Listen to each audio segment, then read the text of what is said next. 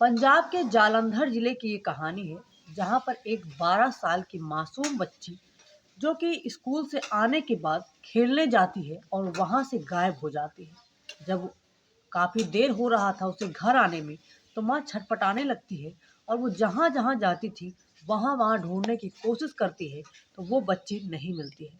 उसके बाद जो उसकी माँ होती है, वो पुलिस को फ़ोन करती है और पुलिस आती है और लेकिन पुलिस उतने अच्छे से जाँच-पड़ताल नहीं करती है। माँ देखती है कि पुलिस वाले जाँच-पड़ताल की जगह पर वो सिर्फ़ बैठकर चाय पी रहे हैं और मस्करी कर रहे हैं, बातचीत कर रहे हैं।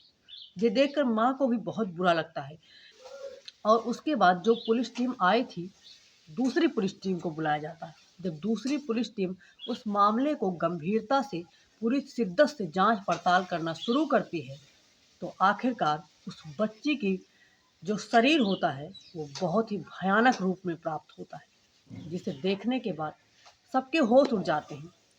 और जब ये घटना घटित होती है, तो जो पहले पुलिस की टीम थी, उन सबको बर्खास्त कर दिया जाता है और कुछ महीनों के लिए नहीं, बल्कि हमेशा के लिए। और जैसे-जैसे ये घटना दूर-दूर तक पहुँचती है, ये मामला बहुत ही चर्चे में आ जाता है। क्या है ये आज की कहानी, हम आपको बहुत ही विस्तृत तरीके से सुनाएँगे। पंजाब के जालंधर जिले में एक 8वीं क्लास की बच्ची हमेशा खेलने के बाद अपने माँ के साथ अपने सहेली के घर जाया करती थी, क्योंकि जो माँ होती थी वो भी उसी घर में एक औरत थी जिससे उसकी बहुत बनती थी और उसकी जो बेटी थी उससे उसके बेटी की बनती थी। तो इसी तरह जब वो स्कूल से आती तो वो अपने माँ से पूछ कर कभी माँ के साथ जाती, तो कभी माँ के बिना ही चली जाया करती थी खेलने के लिए। इसी तरह वो आज अकेले ही उस घर में जाती है और जाती है, उसके बाद काफ़ी समय बीत जाता है, तो माँ को लगता है कि इतनी देर तक तो वो वहाँ पर नहीं रुकती है, वो उसे ढूँढना शुरू करती है। वहाँ पर जाकर पूछताछ करती है, तो वहाँ पर एक आदमी होता है, वो जो उस सहेली के जो पिता होता है, वो कहता है, "यहाँ पर तो वो नहीं आई ज़रूर थी, लेकिन उसके बाद वो कहाँ गई मुझे नहीं पता।" और ये कहकर वो सोने के लिए चला जाता है। अब उसकी माँ धीरे-धीरे बहुत ज़्यादा परेशान होने लगती है। अब धीरे-धीरे माँ जहाँ-जहाँ वो बच्ची जाती थी, वहाँ-वहाँ पूछताछ करती है। गाँव के लोग भी इकट्ठे हो जाते हैं। उस माँ के साथ उस बच्ची को ढूँढने में मदद करने लगते हैं। शाम का समय था, लोग ड्यूटी से आ चुके थे। उस माँ के साथ पूरा मोहल्ला ही उस बच्ची को ढूँढने में लग जाता है। काफ़ी देर तक ढूँढते रहते हैं, वो बच्ची नहीं मिलती है। तभी एक आदमी कहता है कि पुलिस के पास फ़ोन लगाओ। जब पुलिस को फ़ोन लगाया जाता है, तो पुलिस की टीम आती है। माँ सब कुछ बताती है। उसके बाद पुलिस की टीम इस मामले को ज़्यादा सीरियस नहीं लेती, बल्कि उस माँ को सांत्वना देकर पुलिस की टीम ऐसे ही आपस में ही बातचीत करती रहती है, लेकिन कोई भी कार्यवाही नहीं की जाती। इधर जो मोहल्ले के लोग थे, बहुत ही शिद्दत के साथ हर छोटी-छोटी जगहों पर जाँच-पड़ताल कर रहे थे, झाड़ियों में ढूँढ रहे थे, हर घर में ढूँढ रहे थे, लेकिन उस बच्ची का कुछ भी पता नहीं चल रहा था। अब गाँव के लोग बहुत ही परेशान थे, वो माँ भी बहुत छटपटा रही थी और जिस तरह से पुलिस लापरवाही बरत रही थी, सबको गुस्सा आ रहा था। अब धीरे-धीरे उसी में से एक आदमी होता है, वो कहता है उस माँ से कि आखिर आपकी बच्ची कब गई और कितनी देर हुआ है गए हुए? तो वो बताती है कि शाम 4 बजे का समय था, 4 बज के 4 मिनट का। वो स्कूल से आई और उसके कुछ देर ही बाद वो यहाँ से निकली है। तभी वो आदमी वहाँ पर लगे सीसीटीवी कैमरे को चेक करना शुरू करता है। जब वो सीसीटीवी कैमरे की जो वीडियो थी उसको चेक करना शुरू करता है, तो धीरे-धीरे उसे समझ आता है कि वो बच्ची साढ़े 4 बजे वो घर से निकली है और घर से निकलने के बाद वो अपने घर से 4 घर छोड़कर एक घर था जिसमें वो प्रवेश की है, लेकिन पूरी रिकॉर्डिंग देख डाली, लेकिन वो बच्ची निकलते हुए नहीं दिखी। और वो आदमी ये भी नोटिस करता है कि मोहल्ले के सारे लोग थे, लगभग हर घर के लोग थे जो बच्ची को ढूँढने में लगे हुए थे। लेकिन जिस घर में वो बच्ची गई है, उस घर में दरवाज़ा बंद है और उस घर का आदमी भी नहीं है, जबकि वो बच्ची अक्सर उसके घर भी जाया करती थी। आखिर क्यों? ये सोचकर वो आदमी वहाँ पर पहुँच जाता है और दरवाज़ा खटखटाने लगता है। वो आदमी ही नहीं बल्कि मोहल्ले के सारे लोग थे, उसकी माँ भी थी, तो दरवाजे को खटखटाना शुरू कर दी। अब उधर से एक आदमी आता है, निकलता है और कहता है कि क्या है? तो कहते हैं कि पूरा गाँव ढूँढने में लगा हुआ है उस बच्ची को, तुम सो रहे हो और सीसीटीवी कैमरे में तुम्हारे ही घर में वो बच्ची गई है और तुम क्या कर रहे हो अंदर? वो कहता है कि अभी पुलिस की टीम भी आई हुई थी और उसकी माँ भी आई हुई थी, सबने जाँच पड़ताल कर ली है और मुझे सुबह किसी काम से जाना है, इसलिए मुझे अपनी नींद पूरी करनी है ताकि कल मैं जाग सकूँ। उसके बाद वो जो मोहल्ले के लोग थे काफ़ी गुस्से में थे। वो कहते हैं हमें तुम्हारे घर की फिर से जाँच पड़ताल करनी है। वो आदमी थोड़ा-सा हिचकिचाता है, लेकिन उसके बाद कहता है आइए आप लोग भी अपने दिल की तसल्ली कर लीजिए।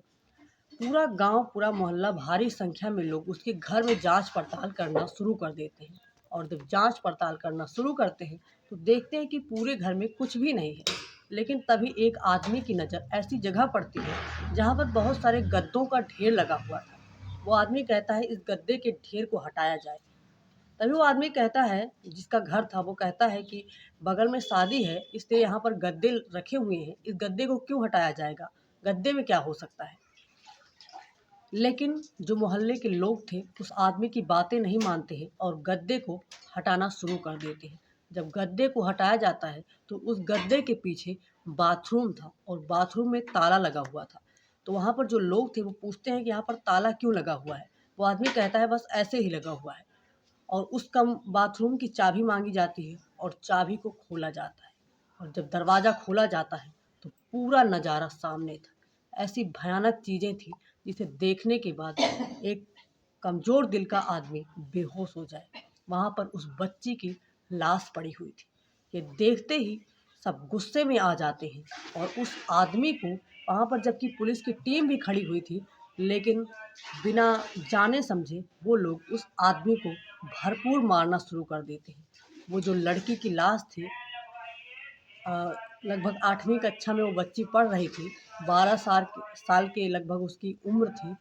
उस बच्ची के ऐसे हाथ-पैर ऐसे टेढ़े हो गए थे, वो काफ़ी कमज़ोर थी, जैसे लग रहा था कि उसके साथ कोई बर्बरता की गई हो, कोई दुष्कर्म किया गया हो।